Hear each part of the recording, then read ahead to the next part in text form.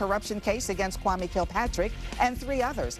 Our expert will take a close look at the process of selecting the secret jury. Federal Judge Nancy Edmonds is trying to whittle down 400 potential jurors to just 12 plus 6 alternates. Their names will be kept secret from the public. Our jury selection expert, Anthony Chambers, is with us now to explain the questionnaire that we just got a hold of. You have a hold of. Let us know what's in this and what's happening. This questionnaire is very in-depth. It's 116 questions, 25 pages, and they're asking various things, everything about your opinion from race to your knowledge of the case and the defendants. So there's several things in here and some very important points. One of the questions, of course, pertains to whether or not you've ever had any contracts with the city or worked for the city, and what your feelings are as it relates to the Kwame Kilpatrick administration. And what difference will that make, you having contact with the city and knowing any knowledge about what's going on? Well, certainly this is a case where there's alleged to have been corruption, bribery, or payoffs.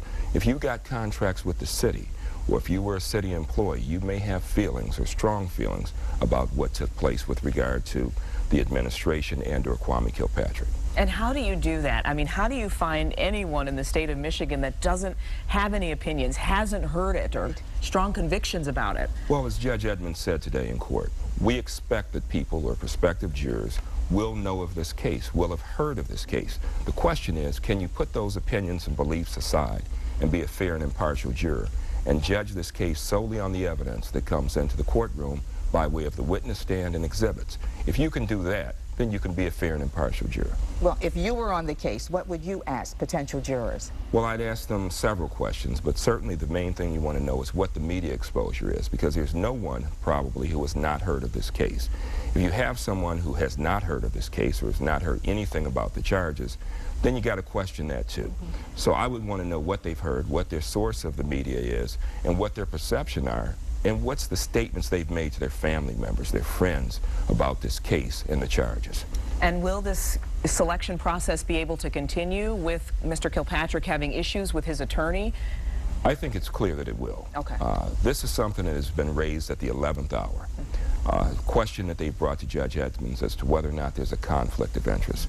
She has to address the issue. She will address the issue, but my suspicion is it'll go forward. And if there's a conflict, if she rules there's a conflict, there's other ways of dealing with this short of disqualification. Jim Thomas has indicated he will not withdraw.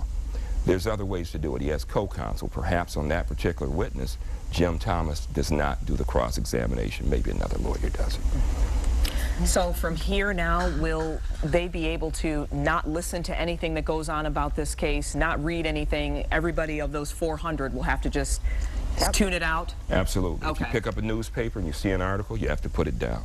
If the television comes on, you've got to turn it off. And in these days, in the sign of the times, you can't blog, tweet, or do anything on Facebook about this case. Totally sequestered. Absolutely. Very confidential. Very confidential. Anthony Chambers, thank you so much for joining us with your expertise. We appreciate it.